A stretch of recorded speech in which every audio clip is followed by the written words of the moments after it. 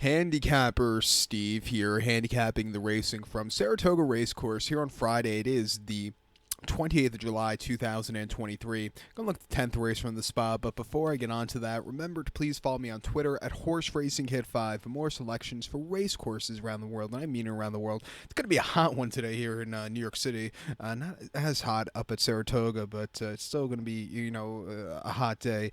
And of course, I would normally look at the full card selections today.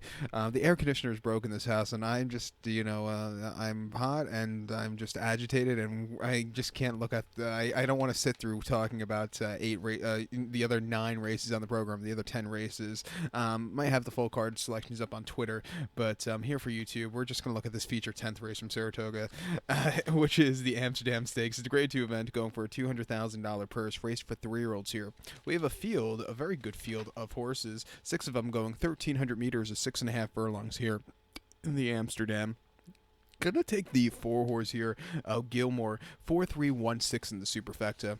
4-3-1-6 super, top selection of 4-horse Gilmore. There's 3-year-old colt by Twirling Candy. Brendan Walsh trains. Iratatouche Jr. gets the mount. The horse's most recent outing came the 10th of June at Belmont, 7 furlongs in the Woody Stevens, and the horse finished 3rd by 2 1/4 lengths that day.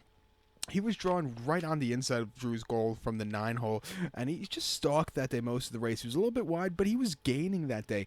I didn't think it was a half-bad race. In a small, compact field, he'll see a good pace to close up with. I think he'd get a trip to win and run a good one today. 2 back around the Pat Day Mile at Churchill on Derby Day, 1 mile on the 6th of May. He finished 3rd by 3.5 lengths that day. Again, he was stupidly wide from a stupidly wide posture. He was gaining late, but he showed up against the big boys. That was not a bad run at all there. And then the Bayshore at Aqueduct, 7 furlongs, 8th of April. He finished 2nd by 1 1/4 lengths behind Joey Fishwater. Joey Fishwater really ran a terrific race, almost from a tracking trip that day. This horse is coming a little bit farther out of it, but he ran his heart out that day as a 3.5 to 1 lukewarm second choice. And then they tried in the Battaglia before that turfway over the mile 16th. He finished 6th by 7 lengths. He just wasn't showing up. His 2-turn races, he placed in the El Camino Real Derby on the Cab Baffert before that Golden Gate, but it wasn't anything to call home about. I think he wants to go 1 turn. He's going to get it today. He'll see a good pace to close up with. 5 to 2, I'm going to use him. The 3-horse here, Deer District, it wouldn't surprise me if this horse gets a good trip and win.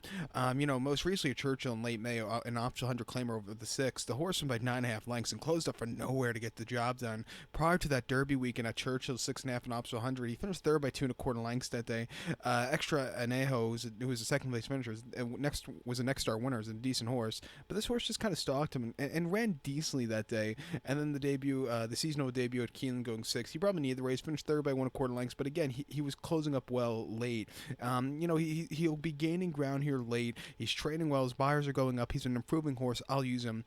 The 1-horse Drew's Gold is a horse, he ran his heart out with a 106 buyer in the Woody Stevens behind Arabian Line. He finished 2nd by 2 1/4 lengths. If he would have broke better, he would have made the race interesting late that day. But he outran what I expected him to do that day. Before that, he won the Gold Fever at Belmont quite nicely. I won the Jimmy Wingfield over the winter at Aqueduct quite nicely. He's another horse that's been improving. I would use him on the ticket, but this is the graveyard of favorites, and I think he'll get over bet. I think he'd go a few ways in this race. So watch out for this one. It's a very nice Amsterdam, even though it's a small field.